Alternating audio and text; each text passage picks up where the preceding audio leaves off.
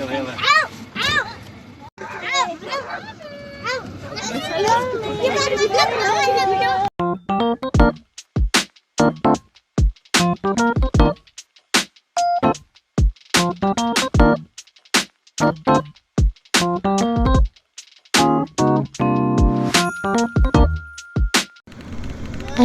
for today's video mga kapilyang ay papunta po kami sa bukid kasi simula nung mag-Ramadan ay hindi namin napuntahan itong bukid na to. So ngayon pa lang po kami ulit makakabalik at kakamustahin lang daw po nila tatay, charot. Magkakape lang daw sila dito sa bukid mga kapilyang kasi titignan nila kung kamusta na ito dahil hindi namin to napupuntahan mga kapilyang. Dahil nung panahon ng Ramadan, pumupunta kami sa mga ibang bukid din tatay, medyo doon sa mga mas malayo. Ito kasing bukid na to mga kapilyang, malapit lang, kaya hindi masyadong napupuntahan nila tatay. Sa loob nga ng isang buwan, hindi kami nakakapunta dito, kaya ngayon, ayan, naisipan nilang magpunta dito at magkape. At nandito na nga kami mga kapilyang, at ito ang bumungad sa akin, ang daming mga damo. Syempre, hindi ako nagbukas ng gate kasi sa likod ako umupo. Ang daming damo mga kapilyang kasi nung mga nakaraang buwan syempre taglamig so nagsisipagtubuan yung mga damo, pero ngayon panigurado mga kapilyang mga saglit na lang yan mamamatay na rin yung mga damo na yan kasi sobrang init na.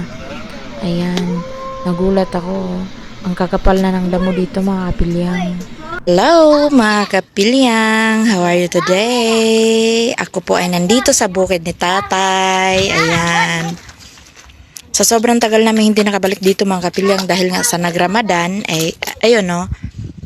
Ayan yung kubo na yan. Dito yung nakalagay. Ito sa semento na to. Ayan. Yung lumipat na doon. Hindi ko alam. Sabi ni tatay malakas lang daw yung hangin pero napaka-imposible namang mapunta doon. Natumba daw yun. Itinayo lang daw ng mga lalaking nagtatrabaho dito.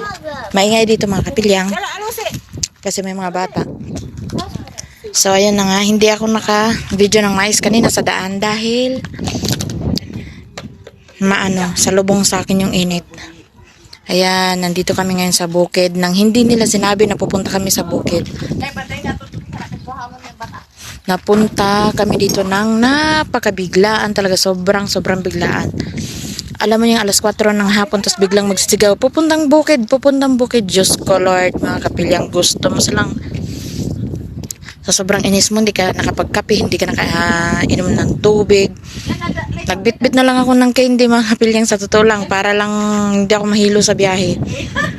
Kasi iba kasi yung mga sasakyan dito mga kapilyang. Siyempre iba yung amoy ng nagmamaneho, tapos yung pabango din nila, hindi kami sanay kaya nakakahilo sa sasakyan. Muya, dakal. Dakal. Oh, jeep, dakal hada. La. Mapi muya dito. What di muya? Lagay mo yung muya. Yung, ano ba yan? Ibigay mo yung muya dun sa loob, yung tubig. This one muya. Yala, dakal. Napusan ko kasi ako mga kapilyang meron pa akong dalaw today. Kaya medyo mainit ang ulo. Pero no choice kasi may trabaho. Kaya kailangan pa rin. Kahit na asar ka dahil dadalhin ka dito, magtatrabaho, ganito ganyan. Pero no choice kasi trabahante tayo. Kailangan sumama. Buhay ng isang OFW ay ganito, charot. Abude, wa syuhada. Abude. Gahiag ulo ning kagwang ni. Ayan. Nga pala mga kapilyang, nung tag-araw, nung taglamig, kasi tag-init na ngayon mga kapilyang maganda pa to, may mga green pa dito, yung mga damo, pero unti-unti na rin namamatay mga kapilyang. Pero mas gusto ko mga kapilyang tignan yun dito sa harap talaga ng kubo na ni tatay. Ayan no, green na green talaga siya mga kapilyang, pero mga sumunod na araw na ito, wala na rin ulit yan. Ano na rin ulit yan? Mamamatay. May baon palang kropok si 3, 1, 2, 3. si Yate, may baong kropok at meron kaming tubig. Meron kaming, hada Yate, shahi? Shahi. Ako, ang baon ko ay candy mga kapilyang ang dala ko. Meron pa akong fatura dito. At saka napkin. May sandwich ako dito. Ayan. Ayun lang ang nabitbit ko sa pagmamadali mga kapilyang. Kasi ayun lang ang nabitbit ko mga kapilyang dahil sa pagmamadali. Ito na ang aming labi dito mga kapilyang. Mainit pero ang ganda ng sarap sa pakiramdam ng hangin. Dito na. Hoy, mahulog na. Ay, yung dalawa ngayon na nagpapala-pala dyan. Tignan mo, papalahin niya na yung kuya niya. May masusugatan ngayon dyan sa dalawang magkaharap na yan. Wish you bunne. Yan. Sa, isuga. Ikaw na ngaling kasali sa laro, ikaw pang galit. Bude. Ayan, tama. Kanina doon mga kapilyang merong camel pero hindi ko na bidyon kasi ang init, hindi rin naman makikita.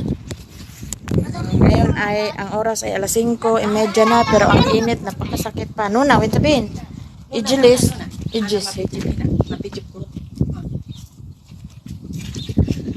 Yun. At doon kami naglinis mga kapilyang.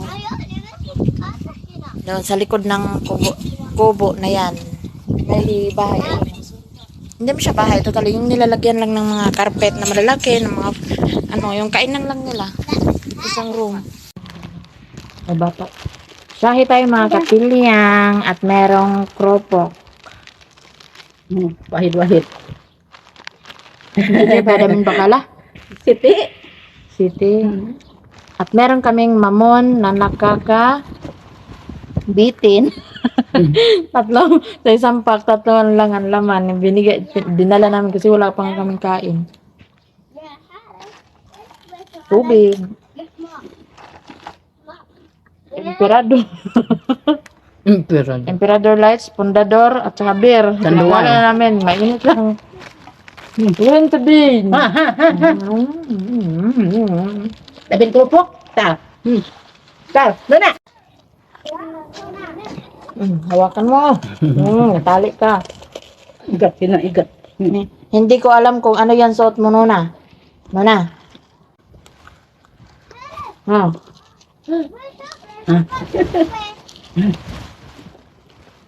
Nabali usapod niya itong pustiso mga kapilyang. Nag-isipang kilin sa ito sa mga kagat ni Kapilyang Dakuha.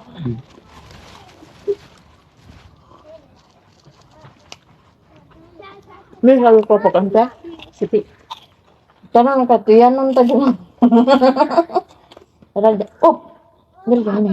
Imsi. Bye. Dapat karimi.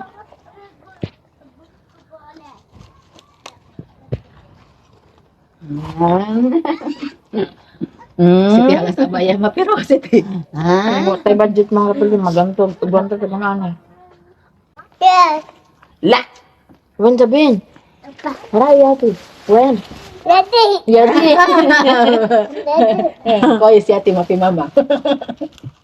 Igat. Yati, wala yati. Wen yati. Wen mama. Abiga. Ana? Wen mama.